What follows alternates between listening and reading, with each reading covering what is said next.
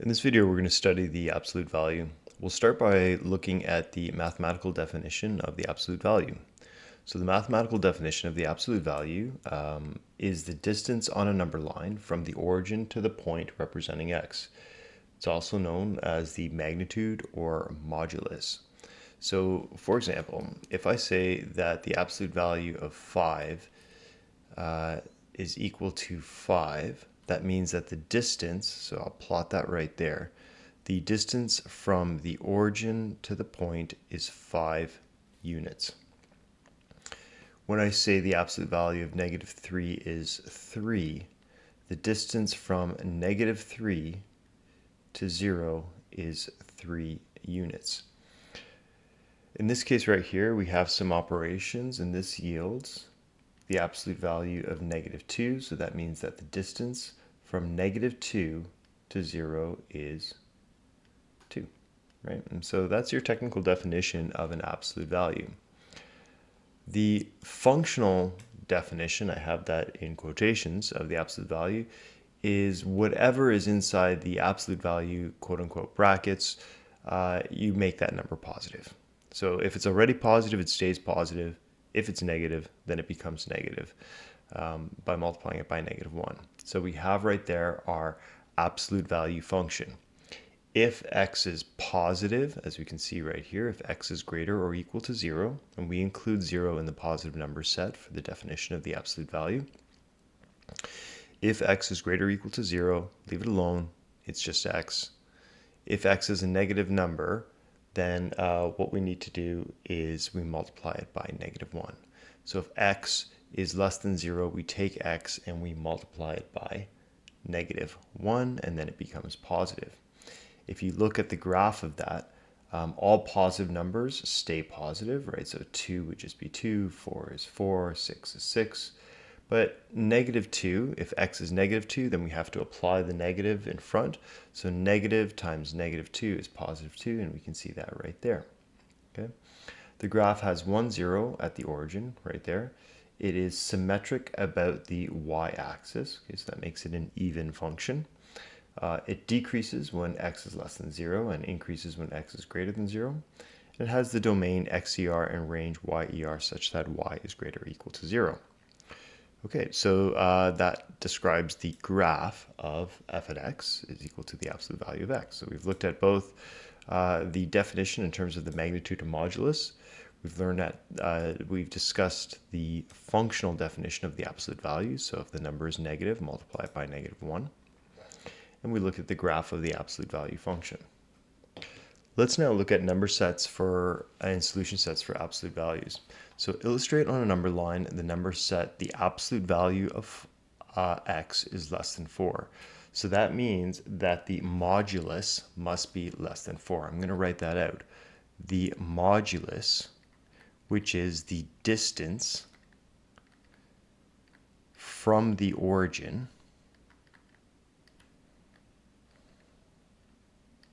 must be less than 4.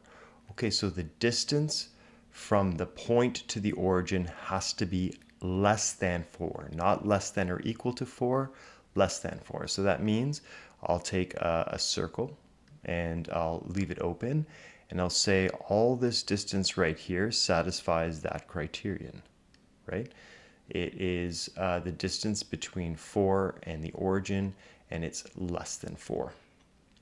We can also take this value over here, because this distance right here between -4 and 0 is also less than 4. So this number line right here and this diagram represents this number set right here, that the absolute value of x is less than 4. Now, describe the following number set using an absolute value inequality and with interval notation. X is an element of all real numbers. Okay, so what this means right here is that the modulus, right, the distance from 0 to this bolded portion right here, as we can see right here, so the distance from origin to the number set is greater or equal to, so let's take a look. So right here, from here to here, that's a distance of 6, but it could be greater than 6, right? Because it could be from 0 to 7, negative 7 right here, right? That would be greater than 6. Or over here, 0 to 6, that's 6, 0 to 7 would be 7, 0 to 8 would be 8. So what we would say here is that the modulus, or the distance from the origin to the number set, is greater or equal to 6, greater or equal to 6. We can also use interval notation, and what we could say right there is we would say that x is an element of from negative infinity to negative 6 inclusive, and from 6 all the way to positive infinity. So both of these right here are saying the exact same thing. Okay, let's take a look at example 3. Example 3 says express using absolute value notation. In this case, if x could be 10 or it could be negative 10, then what we can say right here is we could say that the absolute value of x is equal to 10. Because if I sub in 10 right here, that equals 10, that makes that a true statement. And if I sub in negative 10, that makes this a true statement as well. If I look at this written right here, x is between negative 5 and 5. If I just picture a number line right here, okay, and I've got 0 right here, and I have negative 5, and I've got 5, and this is inclusive, and x has to be greater than negative 5. I'm going to draw a nice big dot right there so we see that it's inclusive, and it's got to be less than or equal to 5. Well, you can see right there that the modulus is 5, right? And that this includes all values between negative 5 and 0 and 5. So that means that the absolute value of x has to be less than or equal to 5. Looking right here, this is another example that's kind of similar to this one. As we can see right here, the modulus is less than or equal to 2. So I would say that the absolute value is less than, or not less than or equal to, just less than 2. So not less than or equal to, because that's an open circle right there. In this case right here, we would see that the modulus is greater than 2 because it includes all values beyond 2 right there and beyond negative 2 right there. So I would say that the modulus is x is greater or equal to 2 in this case because the dot is filled in. Okay, it says solve using the definition of absolute value, graph the solution set, and write the solution using interval notation if appropriate. Okay, so right here, if the absolute value of x is equal to 5, that means that x could have been 5, or x could be negative 5, since both of those numbers satisfy this equation. So 1, 2, 3, 4, 5, I can put this right here. I can write that that's 5. And then negative 1, negative 2, negative 3, negative 4, negative 5 right there. Okay, so I've graphed my solution set, and I've given the solutions right here. In this case right here, what we're saying is that the modulus has to be less than 3. So I'll go 1, 2, 3, and I'll have an open circle right here. So that's 3. And then over here, negative 1, negative 2, negative 3, negative 3 right here. I'll do an open circle, and I'll graph this, right? And then it says I can use interval notation. So what I'll say is that x is an element from negative 3 to 3. In this next one over here, the absolute value of x has to be greater than or equal to 4. So 1, 2, 3, 4. Okay, so that means the distance from the origin to any point x has to be greater than 4. So that means it's got to go further than this right here. So I'll put 4 right there. That also includes negative 1, 2, 3, 4. So negative 4 right there. And goes further right here. Okay.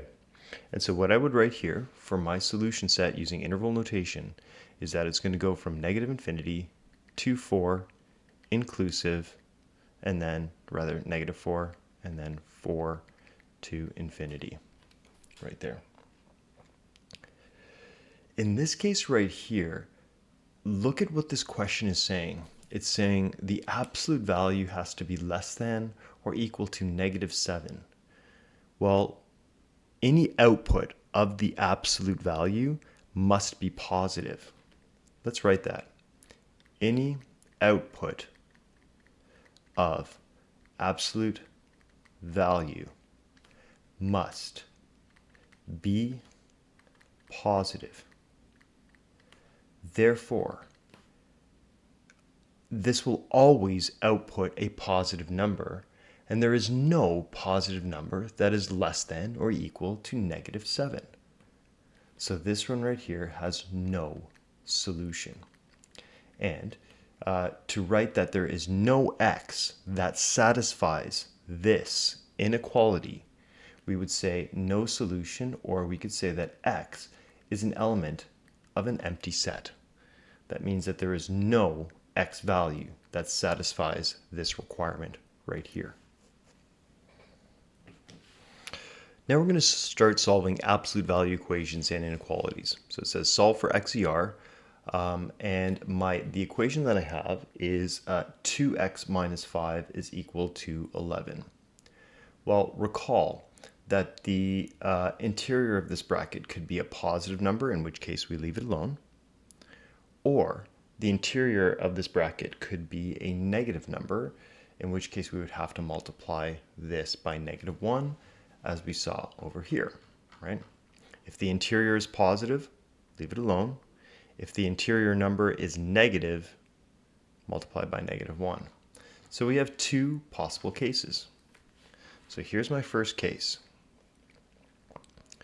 Case 1.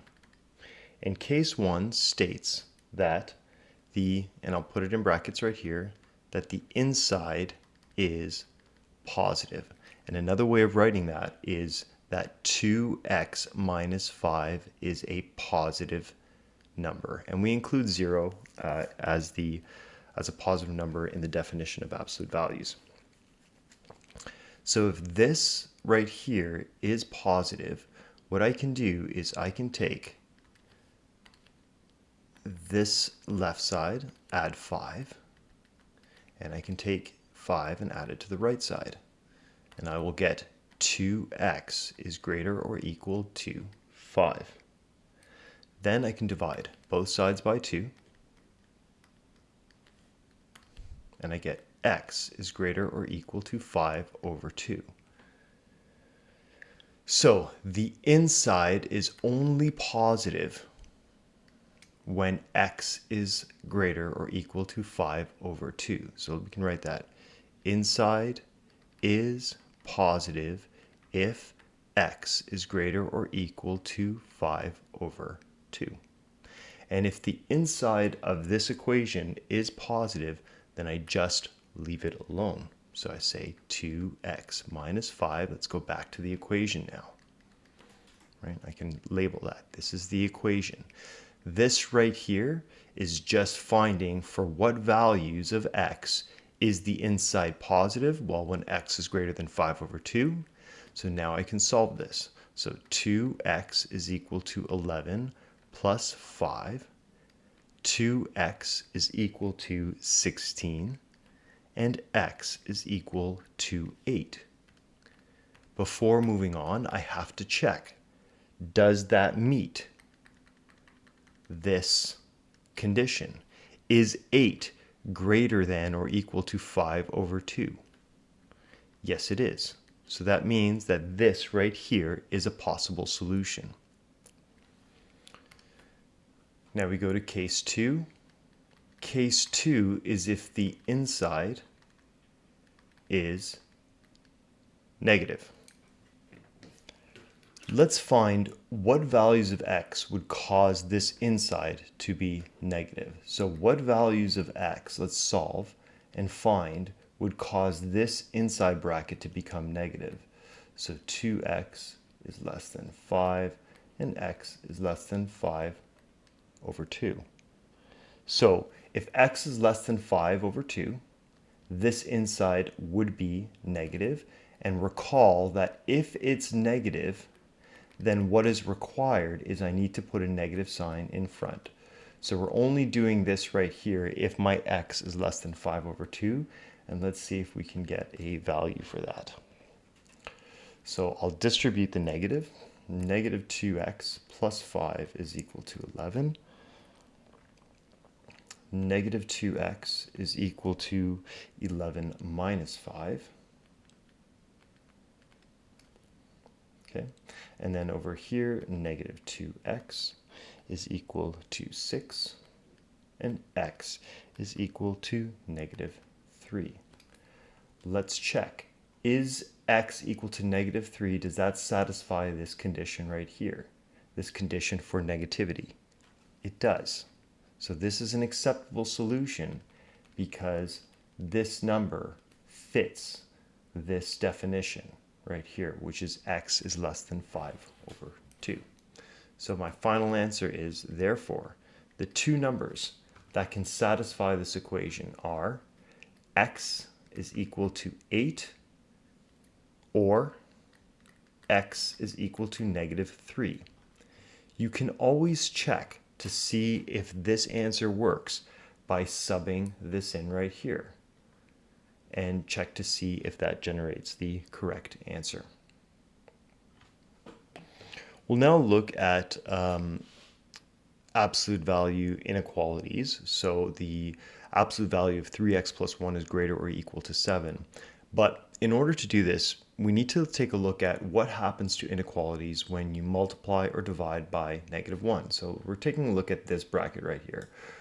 Okay, so it says consider x is greater than negative 7. So let's take a number that's greater than negative 7. So let's say let x equal to 5. Right?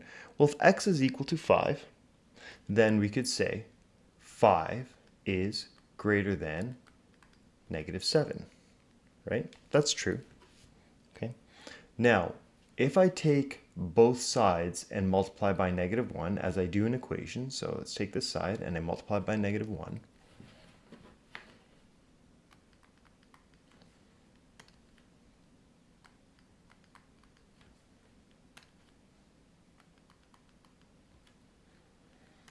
I would end up with negative 5 is greater than 7.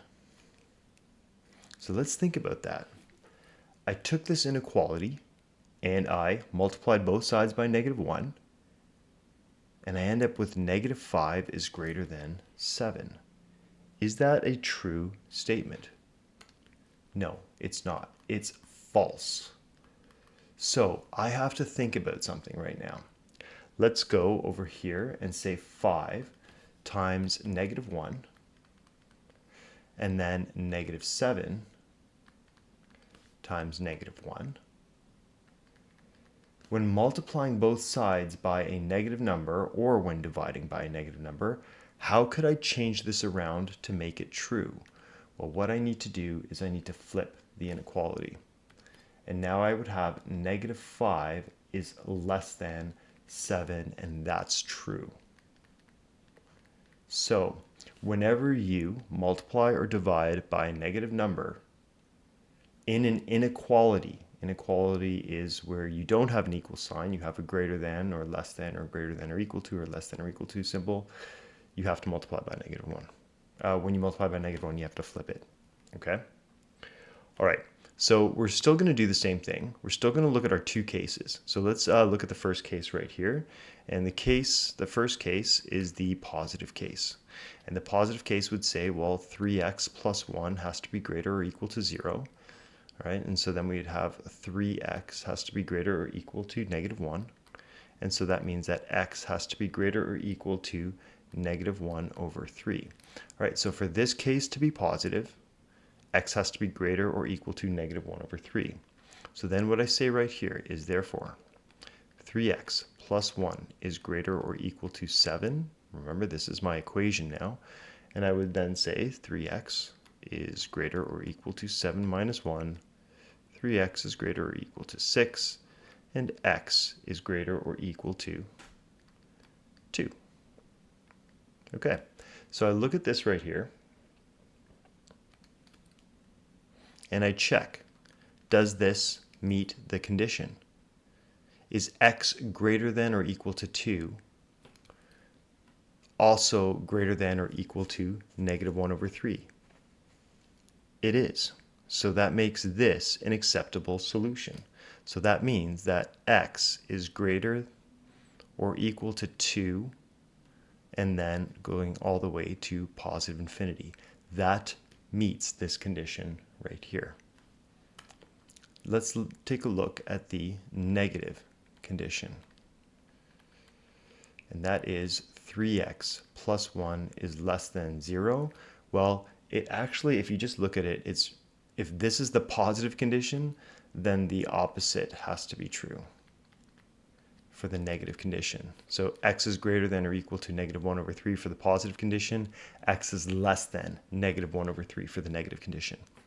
And if I have the negative condition, that means, therefore, negative 3x plus 1 is greater or equal to 7, right, by the definition. So I'm not multiplying by negative 1. By the definition of the inequality, this is negative 3x plus 1. And now what I'm going to do is negative 3x minus 1 is greater than or equal to 7. Negative 3x is greater than or equal to 7 plus 1. Negative 3x is greater than or equal to 8. And now, because I am dividing by a negative number, what I need to do is I need to now flip the inequality. X is less than or equal to negative 8 over 3 by dividing by negative 3. So note that I only flip the inequality here because I am dividing by negative 3. Okay, so let's check. Is x less than or equal to negative 8 over 3? Does that fit this definition right here? Absolutely. This set right here is less than this set, so we can say x goes from negative infinity to negative 8 over 3, inclusive. And so your final answer is x is an element of from negative infinity to negative 8 over 3 in union with 2 and infinity. In this next example here, we're going to see how to really take a look at the solutions that we're getting and evaluate them in context of the conditions for positivity and negativity. So let's just start with the first case, right? And that is the positive case. So the positive case would say that 3x plus 2 has to be greater or equal to 0. So 3x has to be greater or equal to negative 2, and x has to be greater or equal to negative 2 over 3. So x has to be greater or equal to negative 2 over 3 for this to be a positive number. If this is a positive number, then the equation would look like this. 3x plus 2 is equal to 4x plus 5, because if the inside is positive, we do not multiply by negative 1. Well, let's start isolating. 2 minus 5 is equal to 4x minus 3x. And then I would have negative 3 is equal to x. Well, again, look at the solution. Evaluate it in the context of the positivity. Is negative 3 greater than or equal to negative 2 over 3? It is not. So this is not an acceptable solution. And you could test it out by plugging it in, and you would find that you would not get an inequality. Let's look at the negative case. So case 2. It's the case for negativity, and again, that means that 3x plus 2 has to be less than 0. And in that case, it's simply the opposite of the positive case. So x is less than negative 2 over 3. If it's the negative case, then this equation looks like this. Negative 3x plus 2 is equal to 4x plus 5.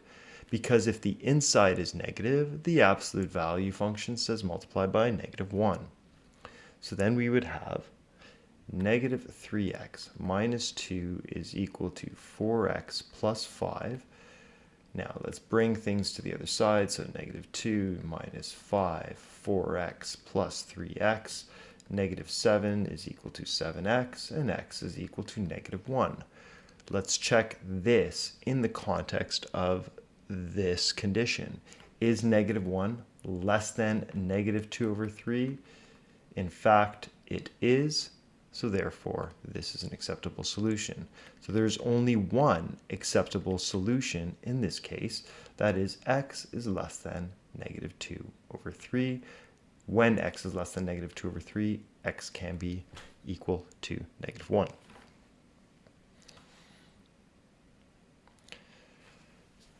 Thinking about absolute value examples, let's take a look at this one right here. We've already seen this one before. If the absolute value is less than or equal to negative 1, there's no absolute value that will yield a number less than or equal to negative 1. So in this case right here, we would say x is an element of an empty set. There's no solution. And then let's think about this right here. The absolute value of x is greater than negative 5. Well, any absolute value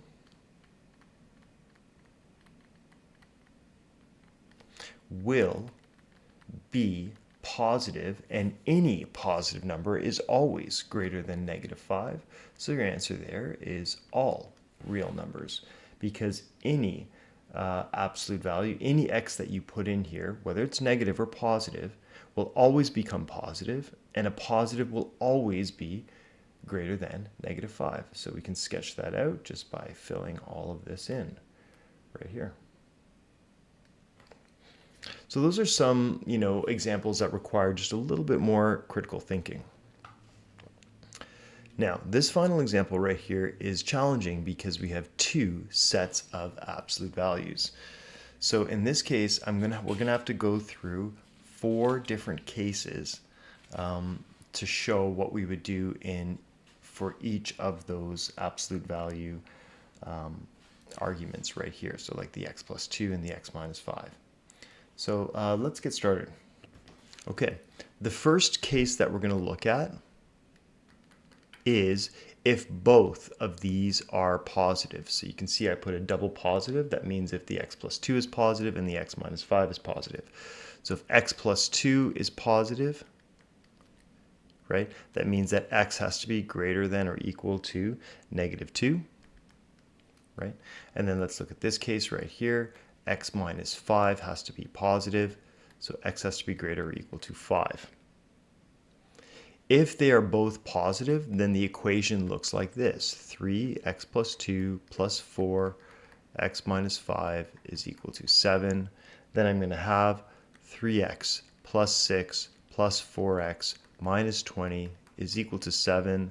7x is equal to 21, just by rearranging some numbers here, and then x is equal to 3.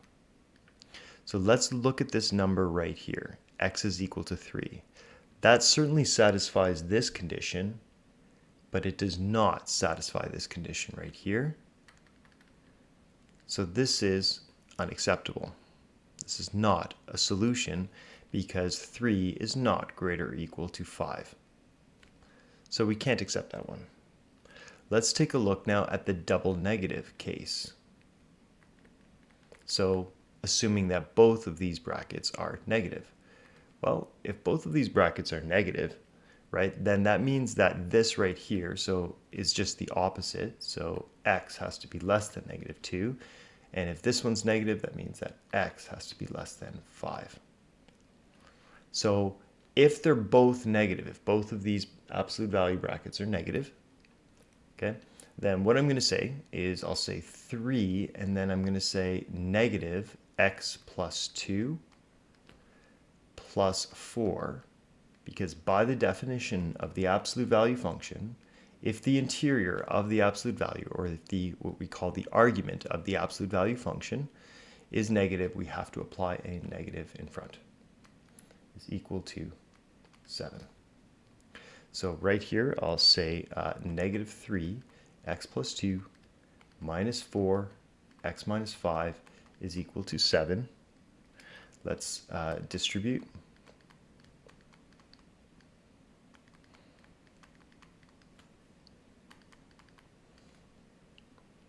Let's combine like terms.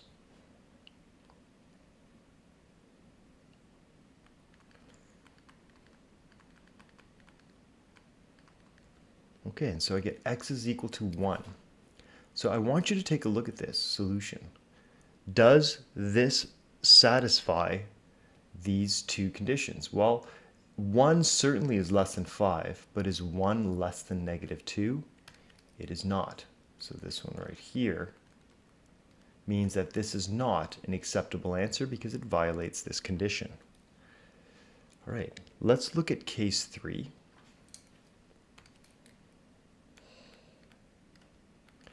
And case 3 is saying, well, what if the first one was positive, but the second one was negative? Right? What if this first one here is positive, but the second one right there is negative? So we'll go positive, negative. And if that's the case, that means that x has to be greater than negative 2, but then x has to be less than 5. So let's just think about that for a second. Can we have numbers that are greater than negative 2 but less than 5? Absolutely. Values between negative 2 and 5 would work for this. So if that's the case, I go 3x plus 2 because the first bracket is positive, but then I remember that I'm saying that the second bracket is negative, so I have to say, okay, plus 4 and then negative x minus 5 is equal to 7. 3x plus 6 minus 4x plus 20 is equal to 7. And then I would have negative x is equal to negative 19, and x is equal to 19. Well, x is equal to 19 definitely meets this condition, but it certainly does not meet this condition right here. Violates that, so that's not acceptable.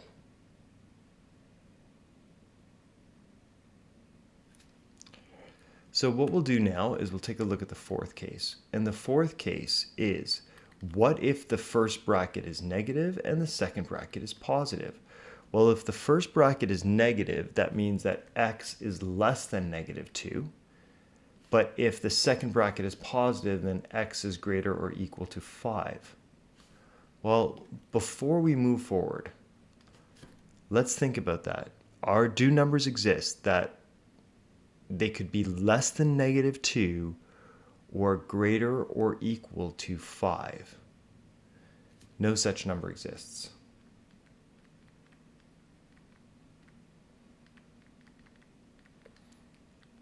And if no such number exists, therefore, this case does not exist. And if this case does not exist, that means that we can't solve it. So let's look. Did we have a solution for the first case? No. Did we have a solution for the second case? No. Did we have a solution for the third case? We did not, because all of our solutions violated one of the requirements. So therefore we can say there are no solutions. Therefore x is an element of an empty set. There are no solutions to this absolute value equation. Okay, so that is the lesson on absolute values. If we go back to the learning expectations right here, okay, we can see that we define it mathematically in terms of the modulus. We looked at the graph, we evaluated absolute values, and then we solved equations and inequalities using a number line with interval notation. What we did not do, and not part of the lesson this year, is sketch graphs of functions with absolute values or define a cusp. That will come later. Okay, thanks for watching.